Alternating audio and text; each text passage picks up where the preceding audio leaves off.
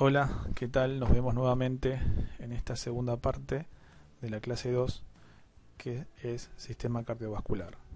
El objetivo de esta clase es ver las características que tiene este sistema cardiovascular y siguiendo con el corazón, su configuración externa, su configuración interna y el pericardio, que es la membrana serosa que envuelve al corazón.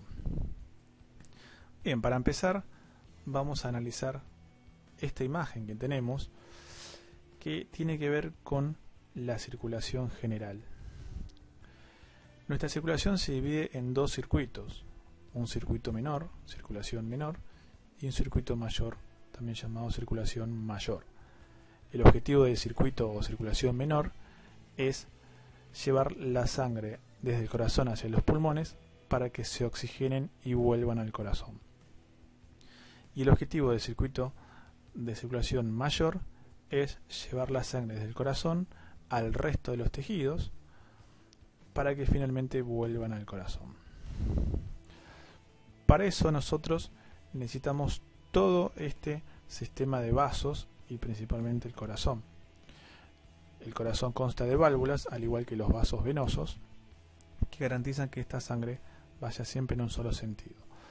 Vamos a hacer un juego, que es mentalizarnos que somos un glóbulo rojo. El glóbulo rojo es el encargado de llevar el oxígeno a la sangre y a la vez de trasladar el producto de ese consumo de oxígeno, que sería el dióxido de carbono, de vuelta hacia el pulmón para que expelerlo de nuestro cuerpo.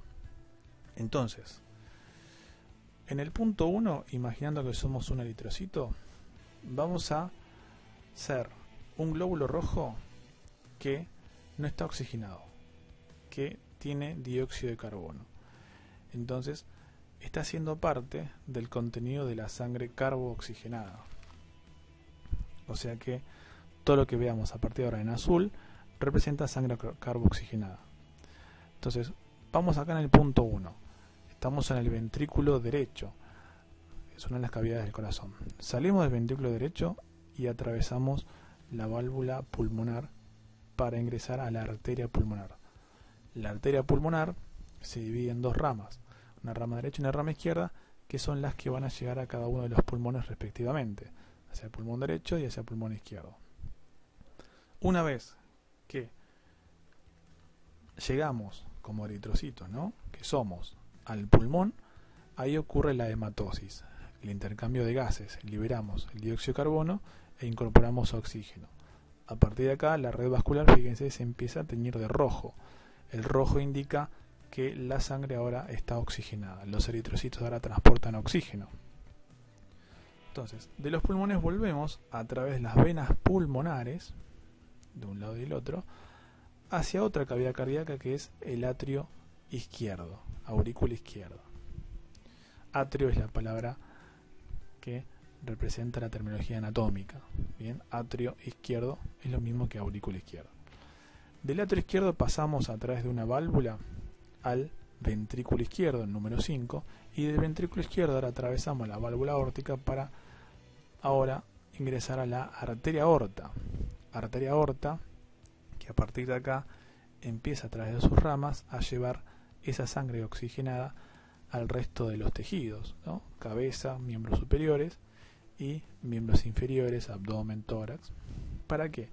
Para que luego que las células consuman ese oxígeno, nutrientes, etc., libere el dióxido de carbono a través de los eritrocitos, en este caso ahora carbooxigenado. La sangre que ahora se tiñó de azul es sangre carbooxigenada que vuelve a través de las venas cavas inferior y superior a el atrio derecho. Del atrio derecho entonces ahora nos pasamos atravesando esta válvula llamada atrio ventricular derecha de vuelta al punto inicial, que es el ventrículo derecho. Este es el recorrido que hace un eritrocito todo el tiempo y lo hace hasta aproximadamente 120 días, que es la vida media de un glóbulo rojo, oxigenándose y llevando ese oxígeno a los tejidos. De esta manera nosotros, a través de esta animación, podemos ver cómo se representa el circuito menor del corazón, que es donde la sangre se oxigena, y el circuito mayor del corazón, que es donde se lleva ese oxígeno al resto de los tejidos para luego volver a través de las venas cavas. Es interesante ahora, luego de haber visto este circuito, este gran circuito dividido en un circuito menor y circuito mayor, definir qué son las arterias y qué son las venas. Nosotros sabemos que en los esquemas, dibujos que nosotros vemos representados de anatomía y de medicina en general, hay vasos que están de color azul y vasos que están de color rojo. Bien, ese código de colores tiene que ver con la calidad de la sangre. Es decir, todo lo que sea azul va a representar sangre carboxigenada y todo lo que sea rojo va a representar sangre oxigenada. Eso no nos define que sea una arteria o vena. Por lo general, las venas llevan, la mayoría, sangre carboxigenada y las arterias sangre oxigenada. Pero la definición correcta de arteria tiene que ver con que es aquel vaso que traslada sangre desde el corazón hacia los tejidos. O sea que los vasos sanguíneos que salen del corazón, que sacan sangre desde el corazón hacia afuera, son las arterias. Y los vasos que, por el contrario, llevan sangre al corazón, se dirigen hacia el corazón, son las venas. El corazón tiene 4 cavidades, 2 atrios y 2 ventrículos. Entonces, como regla general, podemos decir que las venas, que son aquellos vasos que llevan sangre al corazón, van a terminar drenando en las aurículas o atrios. Mientras que las arterias, que son sangres que trasladan desde el corazón hacia la periferia, siempre nacen de los ventrículos. Del ventrículo izquierdo nace la arteria aorta y del ventrículo derecho nace la arteria pulmonar. Lo que vimos anteriormente es importante para entender muchas cosas que vamos a ir viendo ahora. Ya sabemos que el circuito de lo que sería la circulación general, ambos circuitos de la circulación menor y mayor, uno se encarga de oxigenar la sangre y el otro de llevarla al resto de los tejidos. Pero en ambos casos, la sangre siempre circula para el mismo lado, es decir, siempre va de derecha a izquierda y no al revés. Vamos a ver la configuración externa. La configuración externa del corazón nos habla de cómo se ve el corazón desde afuera de sus cavidades, es decir, sus paredes, sus bordes, los elementos que salen y entran en el corazón. Para ello es interesante ver cuáles son las características generales del corazón. El corazón es un órgano cavitado, tiene 4 cavidades, como decíamos antes, 2 aurículas o atrios y 2 ventrículos. Tiene el tamaño aproximado de un puño cerrado y es más o menos esta la ubicación que tiene, levemente orientado hacia la izquierda. El corazón tiene una forma bastante irregular. Antiguamente se lo ha comparado con un cubo para el estudio, como para definir cuáles son las caras, 6 lados, por las relaciones que tiene el corazón. Pero lo cierto es que la forma no se asemeja a un cubo, sino que es más bien como una especie de cono aplanado o pirámide aplanada, que consta de una base que está orientada hacia atrás, bien hacia atrás. La base sería como un cono acostado, un vértice que sería la punta del corazón o ápice del corazón, una cara anterior, una cara inferior, caras laterales y una cara superior donde salen los grandes vasos. Bien, en estos dibujos que vemos acá, esto sería una vista anterior, de la cara anterior, y esto sería una vista posterior donde vemos acá representado el atrio izquierdo, al cual le llegan las venas pulmonares, que como una regla general en nuestro cuerpo, las arterias suelen tener 2 venas pulmonares. Entonces, esto que son las venas pulmonares, fíjense que vienen de a pares. Arteria pulmonar superior e inferior derecha, venas pulmonares superior e inferior derecha y venas pulmonares superior e inferior izquierda. Esto que está acá sería el atrio o aurícula izquierda. Partiendo de esa base de que el corazón tiene la forma de una pirámide o de un cono aplanado, nosotros podemos decir que esa forma está metida ahí en el mediastino. Nosotros sabemos que el corazón es un órgano del mediastino inferior medio más específicamente. Entonces, la cara anterior va a ser la que vemos acá en rojo, donde vamos a ver principalmente que está en contacto con el esternón. Por eso esta cara anterior también la llamamos cara esternocostal. La cara posterior, también llamado base del corazón, teniendo en cuenta que tiene esta forma de pirámide o de cono aplanado, es la que está bien hacia atrás y está representada por esto que vemos acá amarillo, que sería la aurícula izquierda, el atrio izquierdo. Fíjense, de vuelta podemos reconocerlo por la llegada de las venas pulmonares, que son pares. La cara inferior es la llamada cara diafragmática. Es una cara que está apoyada sobre el diafragma. Recordemos que el diafragma era el límite inferior del mediastino, de donde de hecho se apoya el corazón. La cara inferior es donde se apoyan los ventrículos. Vamos a ver después que las aurículas quedan un poquito más arriba y los ventrículos son los únicos que se apoyan en este diafragma. La cara diafragmática entonces es la cara inferior del corazón. Existe una cara superior, que en realidad es el origen de los grandes vasos, donde sale la arteria pulmonar, aorta. Y finalmente tenemos lo que serían las caras pulmonares, una cara pulmonar derecha y una cara pulmonar izquierda. Serían los costados del corazón. La cara pulmonar derecha va a estar en contacto con la cara mediastínica del pulmón derecho, mientras que la cara pulmonar izquierda va a estar en contacto con la cara mediastínica del pulmón izquierdo. De esta manera podemos decir que el corazón tiene relaciones importantes, muy fácil de distinguir. En este corte axial, a nivel del mediastino inferior medio, es decir, a nivel del corazón, vamos a ver que, siendo esto anterior y esto posterior, ya podemos tener un parámetro de qué es lo que se ve, ¿no? Estos son los pulmones. Pregunta es, ¿qué será derecho y qué será izquierdo acá? Bueno, hay un dato importante. Los cuerpos vertebrales van a tener, a este nivel, a la arteria aorta siempre orientada hacia la izquierda de ellos. O sea que este gran vaso, que es la arteria aorta, está a la izquierda de los cuerpos vertebrales. Por lo tanto, esto no queda otra que es una vista inferior. Estamos viendo desde abajo.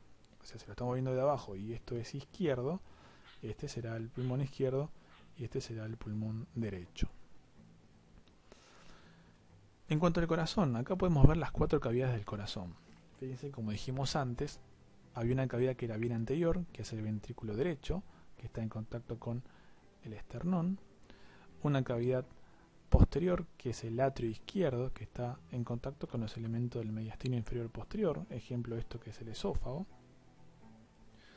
Una cavidad más derecha, que es el atrio o aurícula derecha, y una cavidad orientada hacia la izquierda, que es el ventrículo izquierdo, el cual fíjense que tiene una gran proporción en lo que sería la pared del miocardio, ¿no? Es decir, la pared muscular tiene un gran espesor en comparación con el ventrículo derecho, y ni hablar de las aurículas, que tienen paredes mucho más delgadas.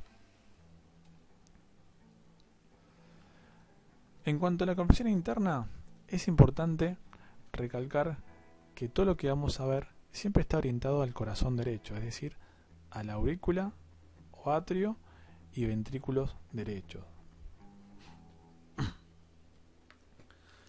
Los ventrículos tienen diferencias en lo que es el espesor, como veíamos antes, ¿no? ¿Por qué? Porque manejan diferentes presiones.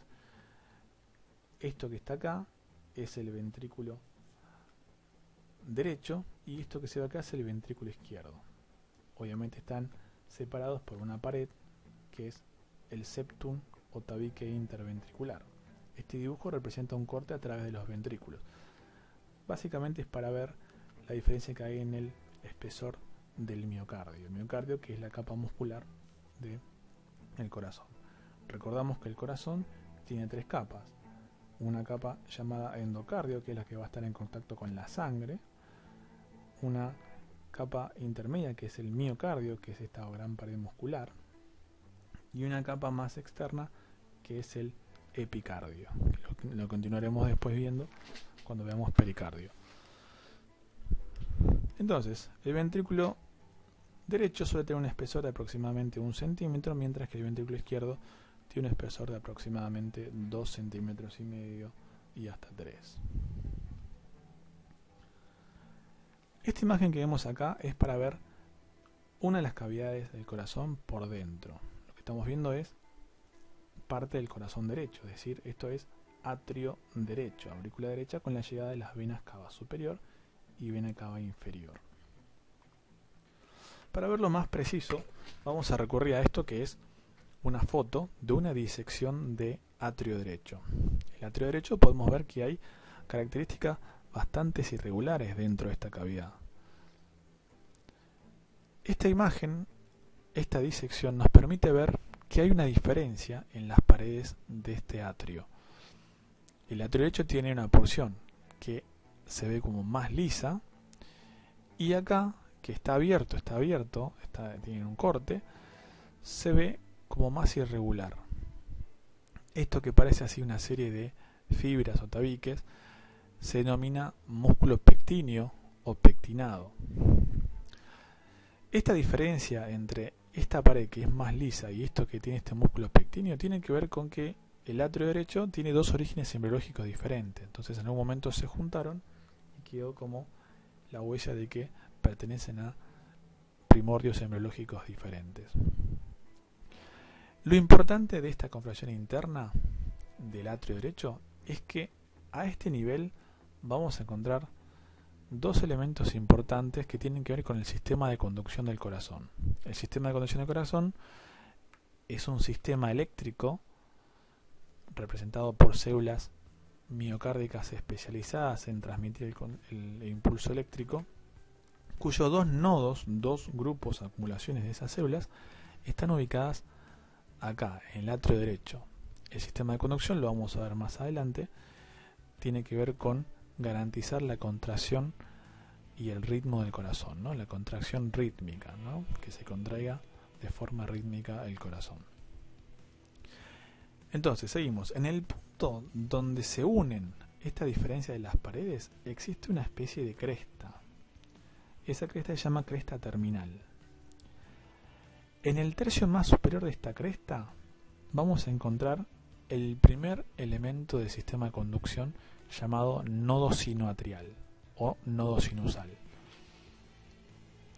Entonces es muy importante conocer la configuración interna del atrio derecho, porque en la cresta terminal, que sería esta cresta que se forma entre el músculo pectíneo y la parte lisa de la aurícula derecha, encontramos en ese tercio superior al nodo sinoatrial.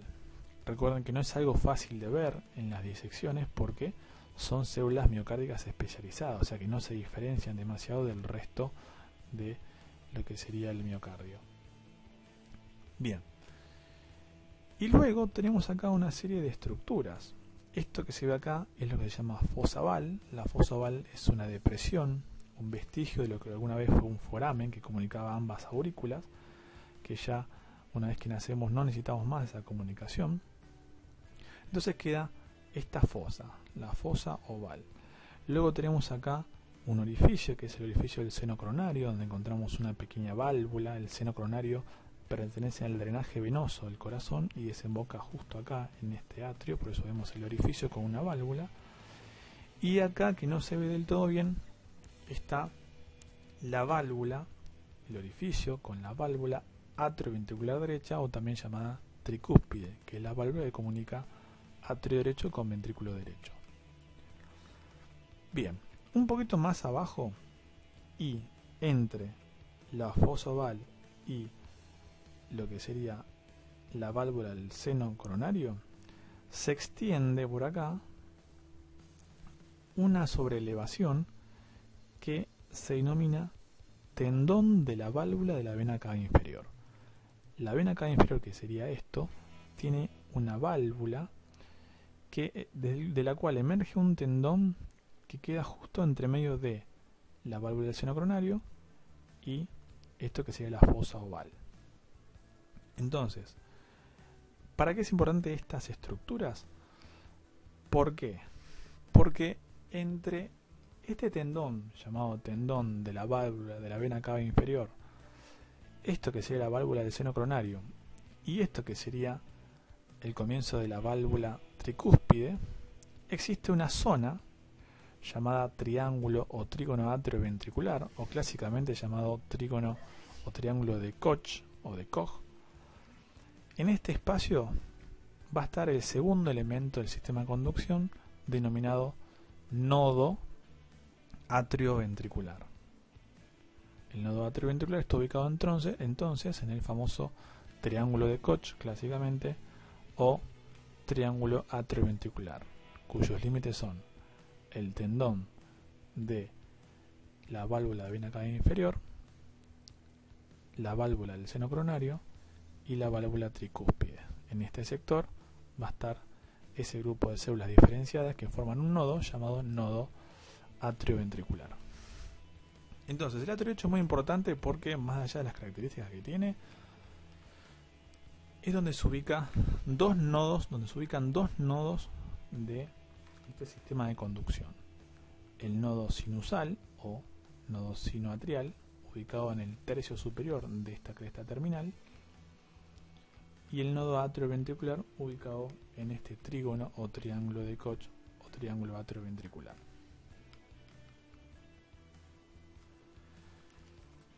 Bien, con respecto a los ventrículos tienen estas irregularidades por dentro en las paredes.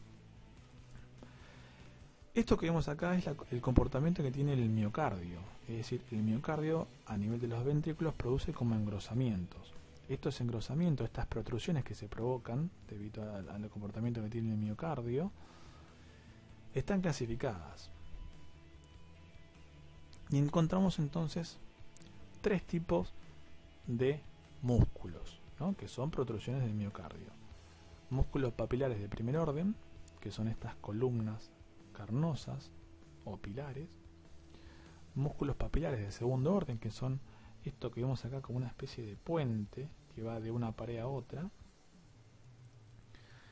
Y músculos papilares de tercer orden, que son elevaciones de la pared del miocardio, es decir, engrosamientos que hay en la mayoría de las paredes del miocardio que producen estos elevaciones. Bien, de esos tres tipos de músculos papilares de primero, segundo y tercer orden, vamos a empezar por el primero. El primer músculo papilar de primer orden lo que tiene es esta característica, son como pilares que tienen un extremo adherido a las paredes del miocardio y otro extremo, fíjense que está adherido a través de cuerdas tendinosas a las válvulas tricúspide y mitral, o sea, válvula atrioventricular derecha y atrioventricular izquierda.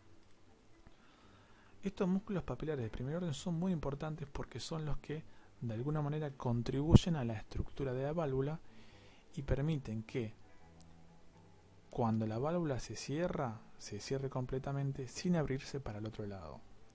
Si no existiera esta estructura de cuerdas tendinosas y músculos papilares de primer orden, durante la contracción de los ventrículos, que esta válvula tiene que cerrarse, si no tuviera esa estructura se podría abrir para el otro lado. Es decir, el ventrículo se contrae con tanta fuerza que la válvula se abriría para el otro lado, para el lado de la aurícula, provocando que la sangre se desplace hacia la aurícula. Eso sería una especie de reflujo sanguíneo, que en lugar de ir de aurícula a ventrículo, podría ir de ventrículo a aurícula, que eso no debe suceder. Entonces lo que pasa acá es un fenómeno que evita que la válvula se comporte como esas puertas de los bares, las tabernas del lejano oeste que se abren para los dos lados. Bien, esta estructura permite entonces que al cerrarse la válvula no se abra para el otro lado. Por eso es que las válvulas tricúspide, atrioventricular derecha y mitral tienen esta estructura compleja que involucra los músculos papilares de primer orden, o también llamados músculos papilares o pilares carnosos. Músculos papilares de primer orden o simplemente músculos papilares también se les llaman a estos músculos. Los músculos papilares de segundo orden son esos puentes carnosos. Para eso nosotros tenemos que ver que existen porciones de este miocardio que se desplazan de un lado a otro formando estos puentes, dejando un espacio por debajo. De estos hay uno que es muy importante, que se llama trabécula septomarginal, que lo vamos a ver más adelante. La trabécula septomarginal es un músculo papilar de segundo orden, es un puente que va desde una pared llamada septal, esta pared septal que es la que separa a ambos ventrículos, hacia la pared anterior del ventrículo derecho. Esta trabécula septomarginal está presente en el ventrículo derecho y es muy importante porque por ahí, por dentro de esa trabécula, que es una trabécula de miocardio, ¿no? Es un músculo cardíaco, va a pasar parte de este sistema de conducción. Bien.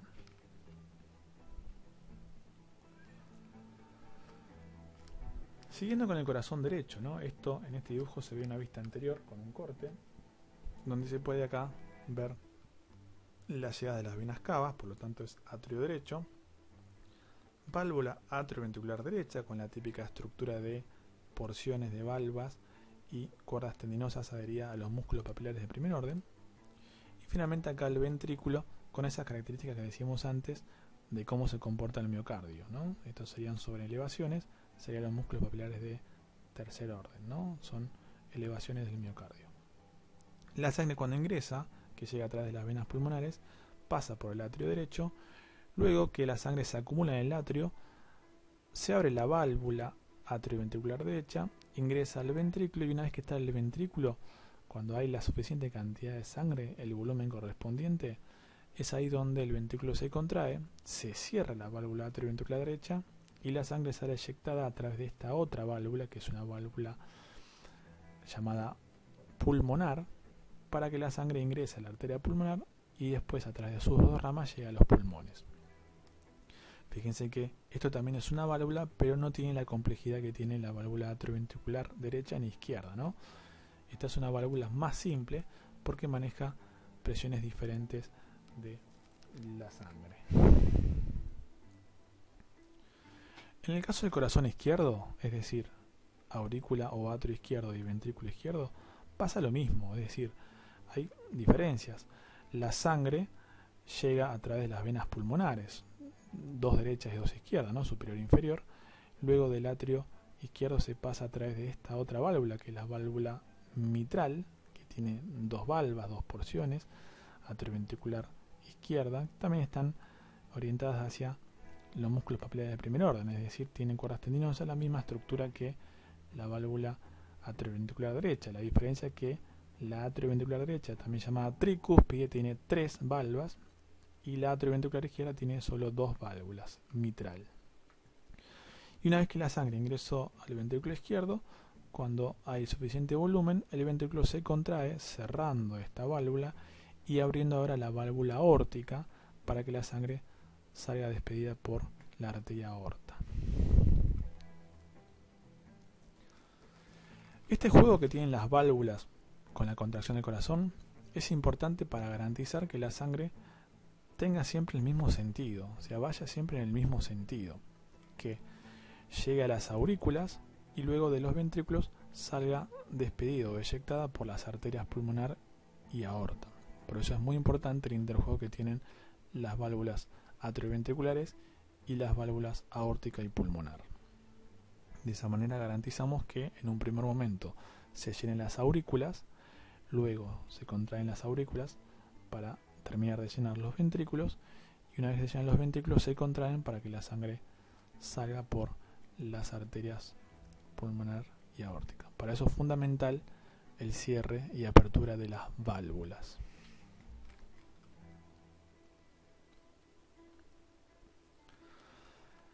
Acá es importante aclarar algo.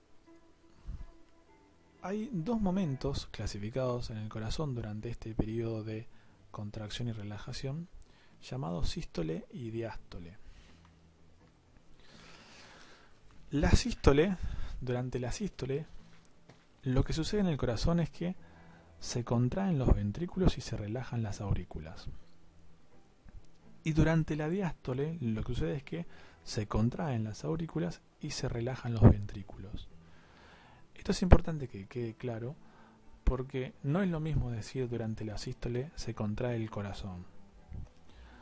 Porque el corazón tiene varias partes. Entonces, durante la sístole sí, se contrae, pero los ventrículos, las aurículas quedan relajadas. Y durante la diástole no es que el corazón se relaja. Se relajan los ventrículos, pero las aurículas se contraen. ¿Me explico? Espero que sí. Entonces, cuando hablemos de sístole vamos a hablar de una contracción de los ventrículos y una relajación de las aurículas, y durante la diástole vamos a hablar de una contracción de las aurículas y una relajación de los ventrículos. Bien, hasta acá vimos que este sistema de circulación general de la sangre y el sistema cardiovascular lo que hacen es garantizar que la sangre vaya en un solo sentido y que pueda llegar al resto de los tejidos, ¿no? Ahora, ¿en qué momento se irriga el corazón? Es decir, ¿en qué momento el corazón puede adquirir su porción de sangre para que llegue a sus células, ¿no? Para mantener vivas sus células? Bueno, el corazón tiene una situación que es, para poder entenderlo vamos a analizar un poco estos dibujos, ¿no? Acá lo que vemos es una vista superior del corazón donde vemos la arteria aorta y la arteria pulmonar con sus respectivas válvulas, válvula aórtica y válvula pulmonar. En relación a esta válvula aórtica podemos ver ahí dos orificios, los orificios que dan origen a las arterias coronarias, que son las arterias que irrigan al corazón, la arteria coronaria derecha y la arteria coronaria izquierda. ¿Cómo sé que esta es izquierda y esta es derecha? Simple, la arteria coronaria derecha tiene un trayecto hacia posterior y la arteria coronaria izquierda tiene un trayecto muy cortito, de hasta 2 centímetros aproximadamente, porque inmediatamente se divide en sus dos ramas terminales, una circunfleja, rama circunfleja, y una arteria llamada interventricular anterior.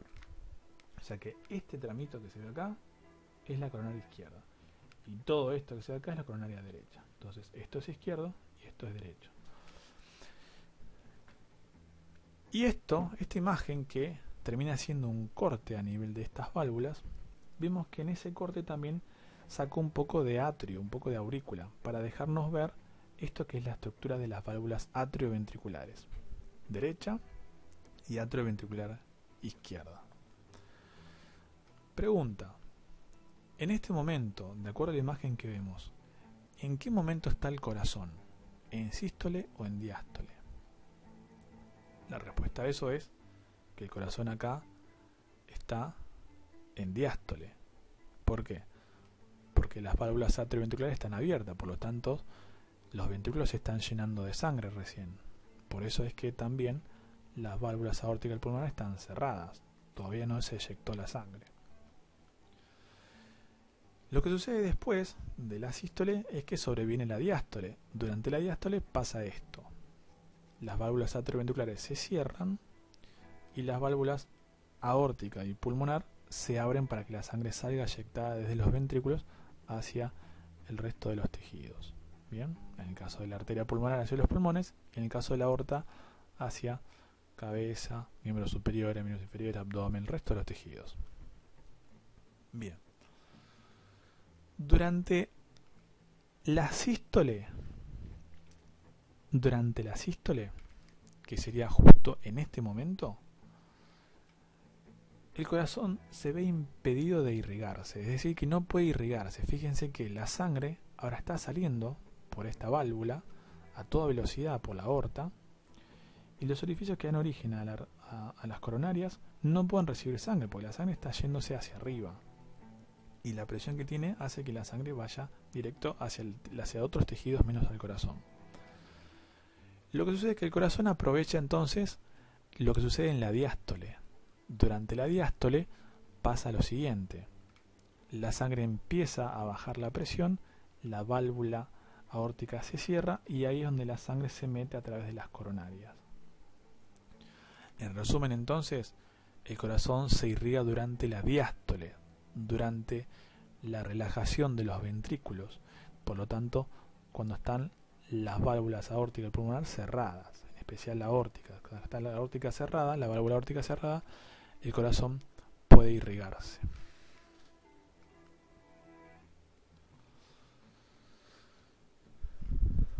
Bueno, hasta acá vimos lo que es la compresión interna y externa del corazón. Hicimos un paso por esto lo que es sístole y diástole. Importante que lean bien lo que es la clasificación de estos músculos papilares de primero, segundo y tercer orden, la importancia de la trabécula septomarginal, que es un músculo papilar de segundo orden que lleva por dentro parte del sistema de conducción del corazón, y en qué momento se irriga el corazón, que si bien es a través de las coronarias, lo hace durante la diástole, durante la relajación de los ventrículos. Pasamos a ver un poco de lo que es pericardio. El pericardio es una membrana serosa, es una membrana que envuelve al corazón. El pericardio se divide en dos, un pericardio fibroso y un pericardio seroso. El pericardio fibroso es una capa fibrosa muy gruesa, muy fácil de distinguir en el cuerpo cuando uno se mete en un tórax o va a ver un preparado cadavérico o directamente ve un corazón aislado. En cambio, el pericardio seroso es diferente porque son láminas más finas. De hecho, el pericardio seroso a su vez se divide en dos hojas. Una hoja visceral que está bien pegada al corazón y una hoja parietal que va a estar bien pegada al pericardio fibroso. Tan pegada que es muy difícil separarla. Funcionan como una hoja. Pero sin embargo, es el pericardio fibroso pegado a la hoja parietal del pericardio seroso. Cuando hablamos de dos hojas tenemos que entender que esto es una misma hoja que se desdobla. Es decir, es como si fuese una hoja que envuelve al corazón y luego se desdobla esa misma hoja para envolverlo otra vez. Bien, eso por ahí es difícil de entenderlo, pero lo vamos a ir viendo porque a lo largo de esta cursada vamos a ver varias serosas y todas se comportan de una manera parecida. Son desdoblamientos y se dividen en hoja visceral y hoja parietal, pero en realidad tienen el mismo origen. Entonces, esta imagen que vemos acá es un corazón acá en el mediastino, pero está envuelto del pericardio fibroso. Lo que vemos es el pericardio fibroso, que es la capa más externa del corazón, es la más gruesa. Por eso vemos el corazón bien blanco acá. Si sacamos ese pericardio fibroso, que acá en esta foto de este preparado cadavérico podemos ver que esto que está acá rebatido hacia arriba, esa es la capa fibrosa, es el pericardio fibroso que a su vez tiene pegada la hoja parietal del pericardio seroso.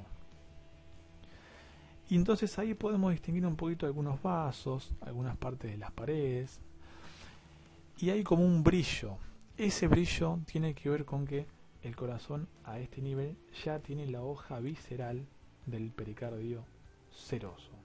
O sea, nosotros cuando retiramos la capa del pericardio fibroso, vamos a retirar también el pericardio seroso hoja parietal. ¿Por qué? Porque se comportan como una sola hoja, están muy pegadas, es muy difícil separarlas. Y una vez que sacamos el pericardio fibroso con la hoja parietal del seroso pegada, encontramos ahora el corazón revestido por esta hoja que es la hoja visceral del pericardio seroso. Lo importante es que la hoja parietal del seroso con el fibroso y el pericardio seroso hoja visceral, entre ellos se conforma un espacio llamado espacio pericárdico. O sea que esta serosa que envuelve el corazón genera un espacio, es un espacio potencial. ¿Qué quiere decir que es un espacio potencial? Que en realidad ese espacio no va a contener nada, excepto que haya alguna patología, ¿no? Algún derramamiento de sangre que va a quedar contenido en ese espacio pericárdico. Entonces, el espacio pericárdico es un espacio que está entre las hojas visceral y parietal del pericardio seroso. Recordemos igual que la hoja parietal del pericardio seroso siempre está adherido al pericardio fibroso. De esta manera nosotros, si queremos jugar a disecar un poco esquemáticamente, en este dibujo se ve un corazón. Esto sería el timo, si se acuerdan, en la parte de mediastino veíamos que esto era timo. Este sería el pericardio fibroso. Si yo retiro el pericardio fibroso, obviamente también voy a retirar la hoja parietal del seroso, que están bien adheridas. Voy a encontrar con esto, que es el corazón ahora envuelto en el pericardio seroso. El corazón nunca está desnudo, siempre está con esto, que es la capa íntima, que es el pericardio seroso hoja visceral. La hoja visceral del pericardio seroso se denomina epicardio. ¿Se acuerdan que al principio dijimos que el corazón tenía 3 capas? El endocardio, que era el que estaba la capa que estaba en contacto con la sangre, el miocardio, la pared muscular, y el epicardio. Bien, el epicardio, que es esa pared, esa capa más externa, es la hoja visceral del pericardio seroso. Si sacamos el corazón, vamos a ver hacia atrás cómo se repliega ese pericardio seroso. Es decir, justo a nivel de estos vasos es donde el pericardio se repliega y pasa a ser visceral, de visceral pasa a ser parietal. Es como que es una misma hoja que se repliega, que envuelve al corazón, luego a este nivel desde atrás se repliega de vuelta y se pega al pericardio fibroso. Entre el pericardio el pericardio seroso, hoja visceral y hoja parietal, recuerden que se crea un espacio llamado espacio pericárdico.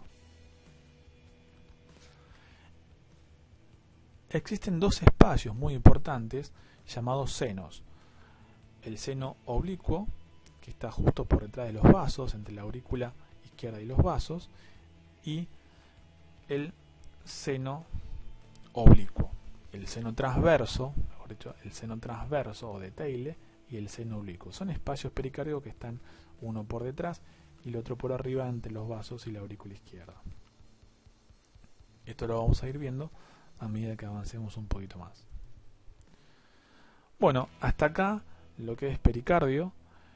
Pericardio tal vez es un tema que necesitamos leer un poquito más. Cualquier duda que tengan lo vemos en las redes o me mandan un mensaje directamente a mí si les da cosa de escribir en el grupo, porque veo que escriben menos cosas de las dudas que tienen. Me gustaría que escriban más, yo no tengo ningún problema en responder. Tal vez tarde un poquito más, pero es la única forma que tenemos ahora para estar comunicados más directamente. En el campus voy a ir subiendo todos los videos, pero también paralelamente a eso vamos a meterlos en las redes sociales. Bueno, espero haberme explicado en esto. Cualquier duda me dicen, no hay ningún problema. Y bueno, nos encontramos en la próxima, que sería la tercera parte de esta segunda clase. Muchas gracias. Chao.